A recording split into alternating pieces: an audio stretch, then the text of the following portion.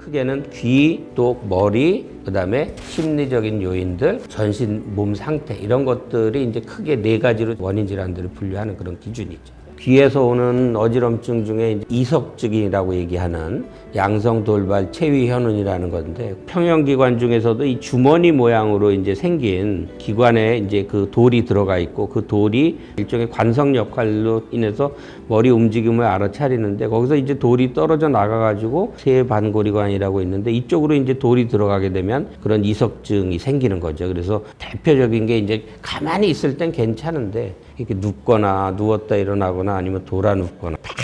돌았다가 또 가만히 있으면 이제 1분 이내로 괜찮아지는 그런 어지럼증이 생기는 현상들을 얘기를 하고, 그거 말고도 이쪽에 이제 평형기관 쪽에 염증이 생기는 경우 전정신경염 이렇게 얘기를 하고, 빙빙 도는 어지럼증이 하루 이틀 지속되다가 점차 좋아지는 그런 경과로 가기도 하고, 또 많이 알려진 병 중에는 이제 메니에르 병이라 그래서 평형기관 안에는 이제 림프액이 이 순환을 하고 있는데, 그 림프액이 이제 순환되는 과정에서 뭔가 문제가 생기면 막 어지럽고 이러면서 토하고, 그다음에 귀에서 소리도 나고, 뭐 몇십 분, 몇 시간 갔다가 또 멀쩡해지고 또 재발하는 어지럼증인데, 그런 게 이제 반복이 되면서 청력들도 같이 떨어지는 그런 병들이 이제 귀에서 오는 어지럼증들의 대표적인 질환이라고 얘기할 수 있죠. 뇌에서 오는 어지럼증 같은 경우들은 머리 뒤쪽 아래쪽에 위치한 이제 소뇌, 그다음에 그 앞쪽에 위치한 뇌관이라는 그런 부위가 있는데, 이 부위가 이제 귀에서 들어온 머리 움직임에 관련된 신호들을 해석을 해가지고 신체 활동들을 원활하게 이렇게 조율하는 그런 역할들을 담당을 하는데, 여기에 이제 병이 있어도 마찬가지로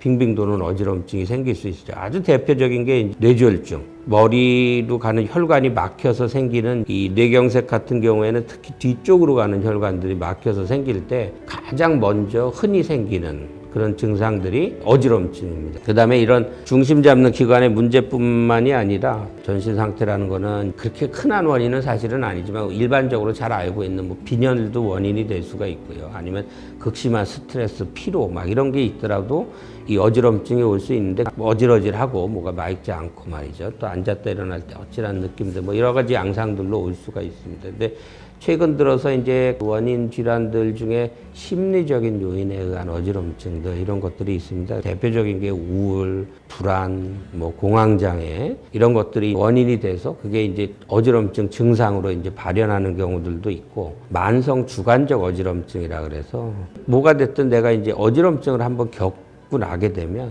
트라우마로 작용을 하면서 어지럼증에 관련된 뇌 회로들이 예민해지지. 푹 떠 있는 것 같고, 머리가 맑지 않고 쓰러질 것 같고, 내가 중심을 잃을 것 같은 불안감들, 일상생활에서 뭐 어지럼증을 달고 살게 되는, 그러면서 이제 삶의 질들이 떨어지고, 그게 3개월 이상 지속되면 우리가 이제 만성 주관적 어지럼증 이렇게 말씀을 드릴 수가 있겠습니다.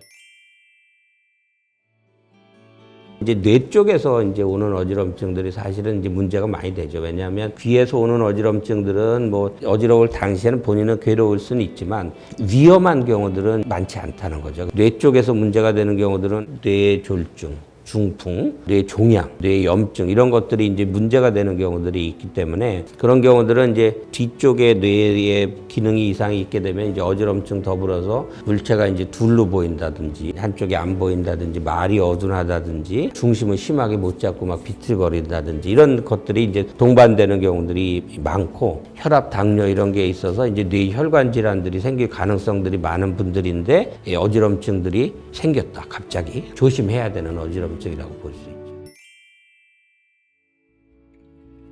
그 이석증 같은 경우에는 그 돌이 빠져나와서 이제 이 반고리관으로 들어간 거니까, 그 반고리관에 들어간 돌을 다시 빼가지고 원래 위치로 돌려주면 바로 치료가 되는 거죠, 어지럼증이. 그게 이제 이석 정복술이라는 건데, 그거를 직접 이제 자세들을 취해가지고 어느 때 어지럼증이 유발되는 게 본 다음에 돌이 들어간 이제 역순으로 이제 머리 위치를 단계적으로 바꿔주면 그 반고리관 내에서 돌들이 이동을 하면서 다시 이제 빠져나오는 그런 이제 효과가 있기 때문에 그런 걸 하죠. 70~80% 이제 치료가 된다고 볼 수가 있고, 귀로 오는 염증, 전정신경염 같은 경우에는 2~3일 정도 막 심하게 어지럽다 그다음에 이제 회복되는 과정을 거치기 때문에 심한 증상이 있는 동안에는 이제 어지럼증을 가라앉히는 그런 약을 쓰고, 그게 지난 다음에는 환자들한테 자꾸 움직여갖고 일부러 어지럽게 만들어라. 그렇게 얘기를 합니다. 그러면 이제 귀는 망가졌더라도 뇌에서 망가진 이제 그 귀 기능들을 다시 밸런스를 잡아줘요. 그게 이제 전정 재활 치료 이렇게 얘기를 하는 건데 그렇게 해서 치료를 하고 메니에르병 같은 경우에는 증상들이 이제 자주 오고 청력들이 떨어지는 게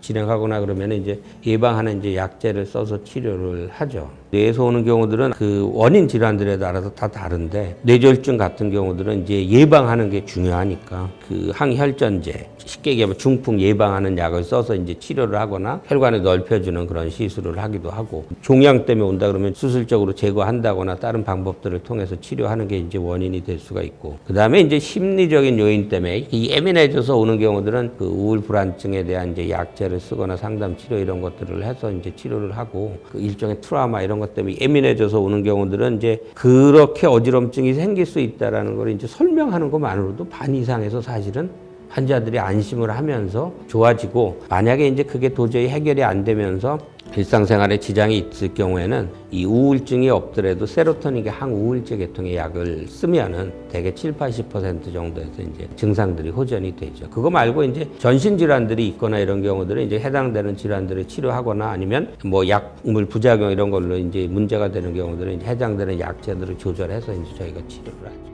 더 중요한 거는 과학적으로 증명되지 않았는데 뭐 드시는 것들이 있어요. 그래서 그런 것들은 대부분 도움이 되지 않고 영양분 이런 것들을 이제 골고루 섭취하면서 싱겁게 드시고 적절하게 이제 운동을 하시는 게 어떻게 보면 이제 중요한 원인 질환을 이제 예방하는데 제일 도움이 되니까 일반적으로 이렇게 말씀드립니다.